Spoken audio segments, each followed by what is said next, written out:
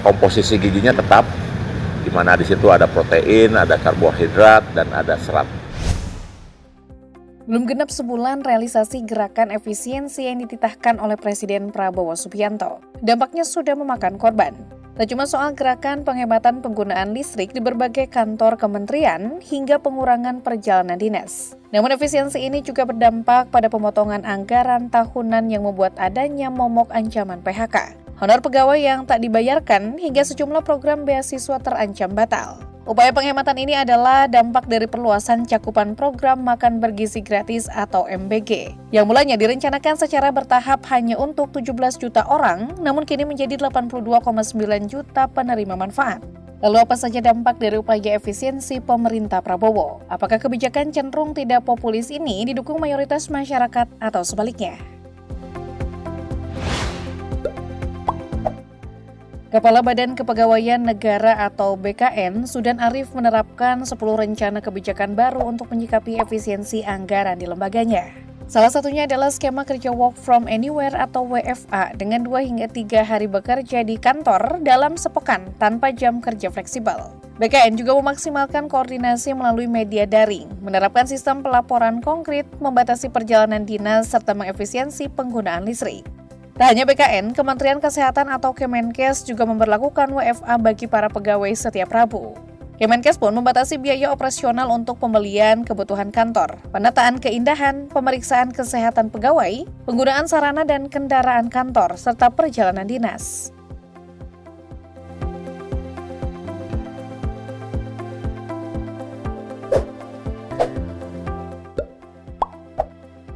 Lembaga Penyiaran Publik Radio Republik Indonesia atau RRI dan Televisi Republik Indonesia atau TVRI berencana melakukan pemutusan hubungan kerja atau PHK terhadap sejumlah kontributor dan mitra kontrak.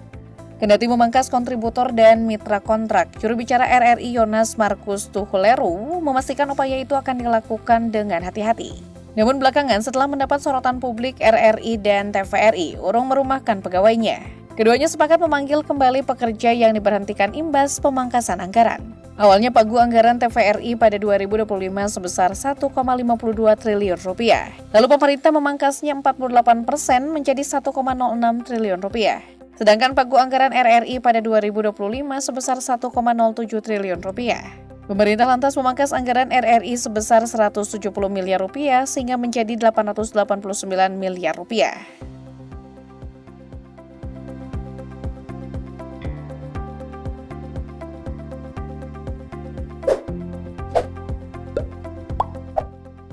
Demi penghematan, anggaran BMKG dipotong 50,35% menjadi 1,423 triliun rupiah dari semula 2,826 triliun rupiah. Kepala Biro Hukum, Humas, dan Kerjasama BMKG Muslihudin menilai, pemotongan anggaran berdampak signifikan terhadap belanja modal dan belanja barang. BMKG menilai efisiensi anggaran membuat banyak alat operasional utama atau aloptama terancam mati karena kemampuan pemeliharaannya berkurang hingga 71%. Akibatnya ketepatan akurasi informasi cuaca, iklim, gempa bumi, dan tsunami menurun dari 90% menjadi 60%. Tak hanya itu, kecepatan informasi peringatan dini tsunami dari 3 menit turun menjadi 5 menit atau lebih. Serta jangkauan penyebar luasan informasi gempa bumi dan tsunami menurun hingga 70%. Selain itu, observasi dan kemampuan mendeteksi dinamika cuaca, iklim, kualitas udara, gempa, dan tsunami juga akan terganggu.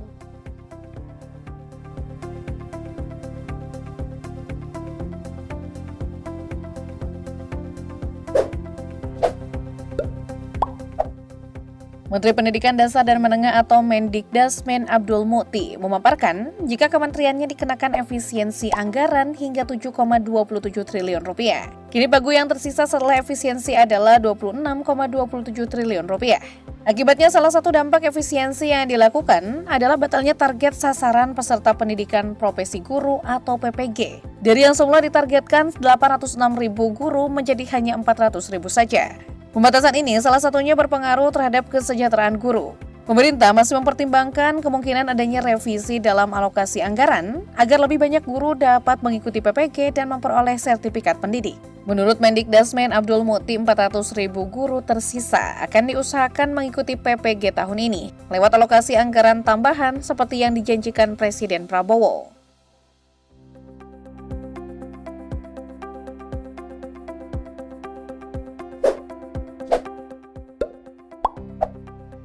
Rasionalisasi anggaran juga berdampak pada alokasi beasiswa di Kementerian Keuangan. Kemenke pada akhirnya membatalkan penawaran beasiswa Kementerian Keuangan atau Ministerial Scholarship tahun 2025.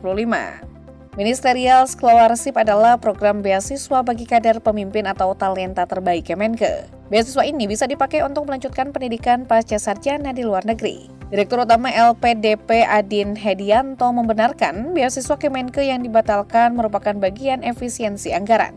Saat ini pihaknya tengah mengevaluasi kelanjutan nasib beasiswa Kemenke itu. Andin juga menekankan beasiswa yang dibatalkan adalah bantuan untuk internal Kemenke.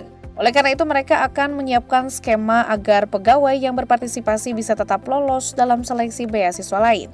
Untuk menyiasatinya, beasiswa yang dibatalkan Menkes Sri Mulyati bakal dilebur ke Lembaga Pengelola Dana Pendidikan atau LPDP.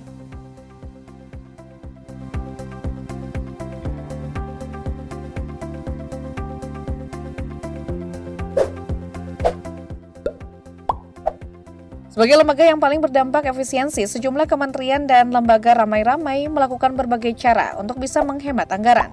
Ada yang mengurangi penggunaan listrik hingga membatasi operasional lift.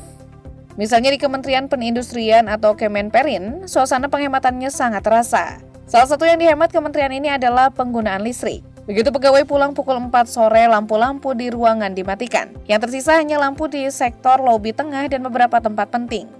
Tidak hanya listrik, Kemenperin juga mengatur penggunaan pendingin ruangan atau AC dengan minimal 24 derajat Celcius. Kementerian yang dipimpin Agus Gumiwang Kartasasmita ini juga membatasi operasional lift. Sesuai aturan baru, lift hanya beroperasi penuh pada jam-jam tertentu, yaitu saat jam masuk pagi, istirahat siang, dan jam pulang kerja. Penghematan juga dilakukan dengan membatasi perjalanan dinas dalam dan luar negeri. Saat itu, rapat-rapat koordinasi diinstruksikan lebih banyak dilakukan secara daring. Sebagai langkah efisiensi lainnya, Kemenperin menerapkan jam kerja fleksibel dan skema work from anywhere atau WFA bagi pejabat eselon 3 ke bawah. Kemenperin juga tidak lagi menanggung biaya pembelian BBM bagi pejabat eselon 1 dan 2. Namun, fasilitas penjemputan bagi ASN Kemenperin tetap tersedia. Langkah serupa juga dilakukan oleh banyak kementerian lainnya.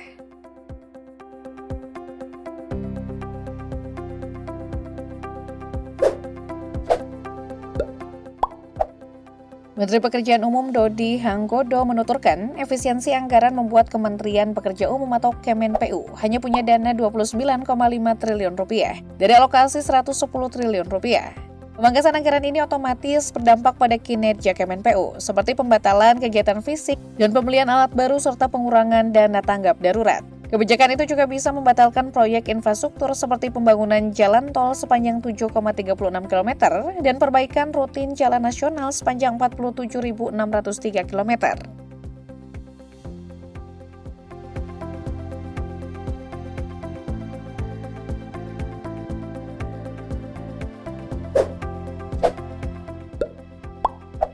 Baru saja diprogramkan sejak 10 Februari lalu, alih-alih berjalan lancar, salah satu program andalan Kementerian Kesehatan yakni Cek Kesehatan Gratis atau CKG sebagai kado ulang tahun malah berpotensi mandek di awal pelaksanaan program.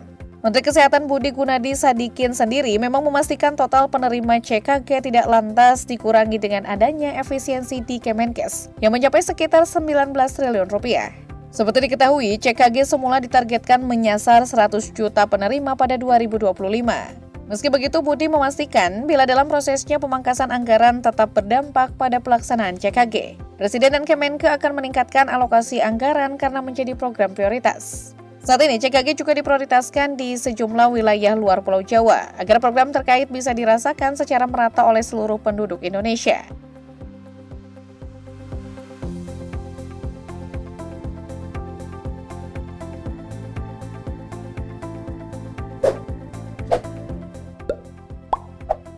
Menteri Pendidikan Tinggi, Sains dan Teknologi atau Mendiksaintek Satrio Sumantri Bojonegoro pada saat rapat dengan Komisi 10 DPR menyampaikan bahwa efisiensi anggaran akan berdampak pada sejumlah program beasiswa, termasuk Kartu Indonesia Pintar atau KIP Kuliah. Kemendikti Asintel sendiri mengalami pemangkasan anggaran sebesar 1,43 triliun rupiah dari anggaran awal sebesar 15,42 triliun rupiah. Alhasil, beberapa program yang berdampak meliputi Beasiswa Pendidikan Indonesia atau BPI dengan pengurangan 19,4 miliar rupiah dari anggaran 194,7 miliar rupiah. Ada juga beasiswa afirmasi pendidikan tinggi atau ADIK sebesar 21 miliar rupiah dari 213,7 miliar rupiah. Lalu beasiswa kemitraan negara berkembang atau KNB sebesar 21,33 miliar rupiah dari 85,3 miliar rupiah. Dan kemudian beasiswa untuk dosen dan tenaga pendidik dalam dan luar negeri sebesar 59,2 miliar rupiah dari anggaran awal 236,8 miliar rupiah. Satrio Sumantri Brojonegoro mengusulkan agar anggaran untuk bantuan sosial dan beasiswa di Kemendikti-Saintek tidak dipotong dan dikembalikan ke anggaran semula.